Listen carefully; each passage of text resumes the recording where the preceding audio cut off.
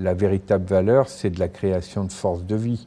La valeur ajoutée, c'est un supplément de force de vie. Il faut résister à ce coup de force sémantique du vocabulaire économique dominant et arrêter de croire qu'on crée de la valeur sur les marchés financiers. Très souvent, au contraire, on détruit de la valeur parce que la logique spéculative va faire que, in fine, au nom même des placements financiers, on va aller limiter par exemple les dépenses de santé et on va voir s'accumuler dans les services d'urgence des hôpitaux des personnes qu'on ne peut pas soigner. Ben, ça, c'est de la destruction de valeur. Ou au nom de la rentabilité, on va polluer des nappes phréatiques. Résister à la marchandisation du temps, c'est résister à l'instrumentation de nos sociétés par l'argent, qui passe du statut de simple moyen qui est légitime pour faciliter l'échange et de la création de richesses. Mais à partir du moment où vous rentrez dans une logique de démesure et où, par exemple, plus de 95% des transactions financières quotidiennes ne correspondent pas à des biens et des services réels, donc on est complètement dans des logiques spéculatives. C'est aussi ça qui nous conduit à courir toujours plus vite, sans savoir où nous allons et pourquoi nous y allons, et avec comme simple objectif de gagner de l'argent. Mais gagner de l'argent, ça finit dans cette obsession-là par perdre sa vie, pour reprendre une formule célèbre de mai 68, qui était le refus de perdre sa vie à la gagner. Et donc, effectivement, ça fait partie des objets de résistance que de refuser que le temps soit de l'argent. Mais si on revient au sens même de la monnaie, qui est un simple outil, une unité de compte facilitatrice au service de l'échange et de la création de richesses, à ce moment-là, on voit bien que la monnaie, c'est in fine de l'échange du temps de vie interhumain. Parce que ce qui s'échange avec de la monnaie, en réalité, c'est toujours du temps de vie entre les humains. Quand vous prenez des services, c'est une évidence, et quand vous prenez des biens qui ont été produits, qui ont été fabriqués, c'est par conséquent parce qu'il y a du temps de vie humain qui est intervenu. Et donc, au lieu de dire le temps, c'est de l'argent, on devrait dire que c'est l'argent, ou plus précisément la monnaie, qui est un sous-ensemble du temps de vie des êtres humains. Ce sont effectivement des éclaireurs qui vont expérimenter d'autres modes de vie et qui vont, par leur propre expérimentation, montrer que ces modes de vie sont infiniment plus souhaitables que les modes de vie que propose le modèle dominant. Et à ce moment-là, on va vers le rapport entre le R de la résistance, mais qui à ce moment-là est une résistance créatrice, qui n'est pas une révolte désespérée, le V de la vision transformatrice, ce déblocage de l'imaginaire qui permet de sortir de la sidération, de la pensée Tina, le fameuse « There is no alternative » de Margaret Thatcher, de dire si d'autres mondes sont possibles, d'autres voies sont possibles, et le E de l'expérimentation anticipatrice, qui fait que sans attendre, dans l'ici et maintenant, avec toutes celles et tous ceux qui le veulent et qui le peuvent, il y a des transformations immédiates qui peuvent être opérées.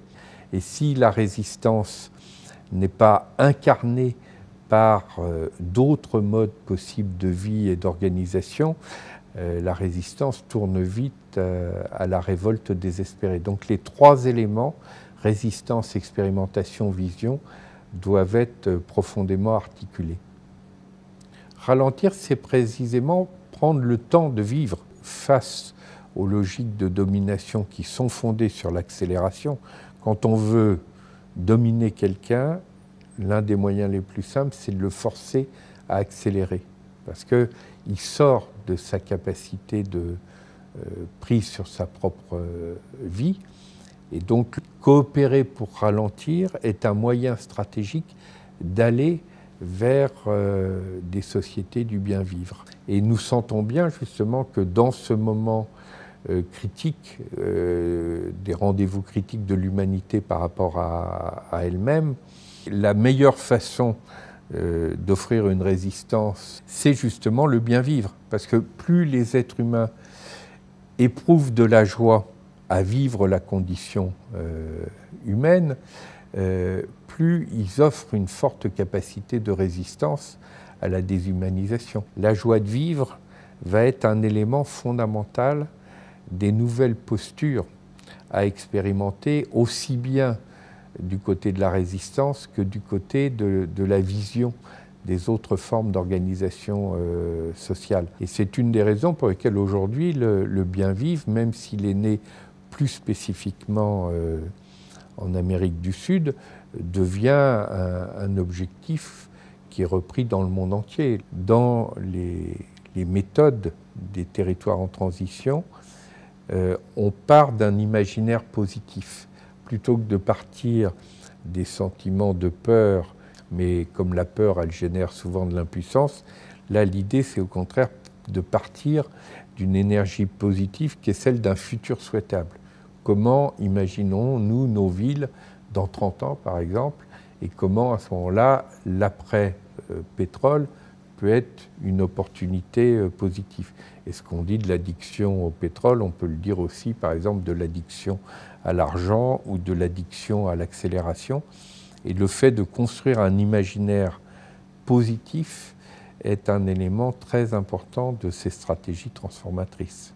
Parce que quand nous sommes simplement avec les lunettes du système dominant, ce que nous voyons à terme, c'est son insoutenabilité, mais du même coup aussi, on bascule dans le sentiment d'impuissance et de désespoir.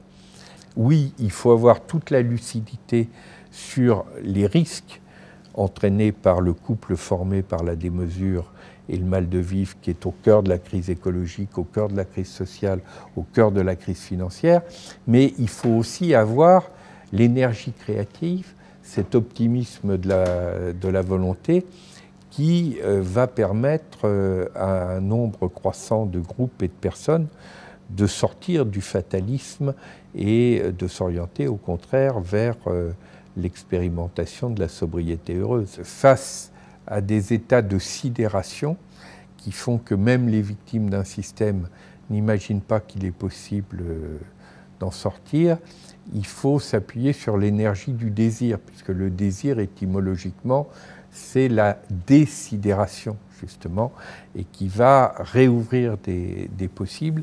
C'est la capacité pour des sociétés humaines de se tourner vers l'avenir. Il faut bien voir, il n'y a pas que la peur qui est contagieuse.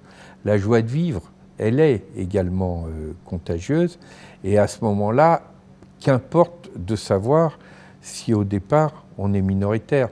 Toutes les grandes transformations dans l'histoire de l'humanité, elles ont démarré au départ par des groupes qui étaient considérés comme étant totalement marginaux. Qui aurait dit à l'époque, entre le grand empire romain et la petite secte de ceux qui suivaient Jésus avec ses paroles insensées de type « aimez-vous les uns les autres », qui aurait pu parier que 2000 ans après, ça soit l'Empire romain qui soit du côté des ruines et des vestiges. Mais encore une fois, la lenteur n'est pas un projet en soi. Le projet, c'est le bien vivre. Et la lenteur est à la fois un moyen, il faut ralentir pour bien vivre, une conséquence, parce que quand on vit bien, quand on vit à la bonne heure, on prend le temps de vivre, mais il ne faut pas transformer le moyen en finalité. C'est la même chose que sur la décroissance. Il faut décélérer, il faut décroître sur certaines formes de croissance qui sont destructrices et dangereuses pour les humains ou par la nature. Mais en soi, le projet n'est pas la décroissance.